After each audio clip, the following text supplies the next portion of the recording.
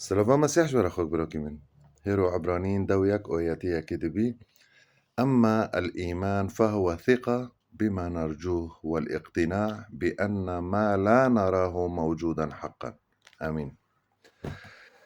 حياتي ما يعني كإنسان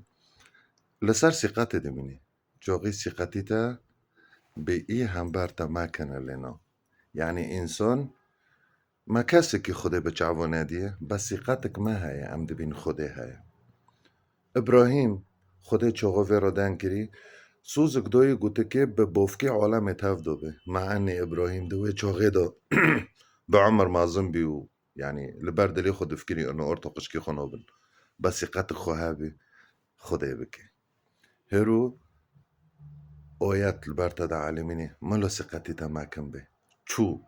حتى نوكو تو خده تا بچعو ناديه والبرد اللي تو ثقتك تو ما كان هاتي دي بخدي هاي ثقتي تا ملا نشكي ثقتي تا بوي تجي حزدكي ملا نشكي لأن الثقات أساسا تشتيه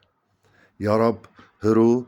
جداس بكي روي خداي من أم بون تادكن أم دبين يا رب أم زون انتهاية أري ما تبجعفو نادية يا رب ثقتي ما بتا هاي لي بس جورنا أم زعيف تكافن جورنا أم شوشت من خداي من معوفك أم بوندكن أم دبين يا رب متنادية متتناية يا رب قوة دي سر شورنا ربوي خداي من وقواتك بمادي يا رب كثقتي ما بتمكن ببي خداي من أم محتاجتنا خداي بنافي تاهي جاي يسوع المسيح آمين.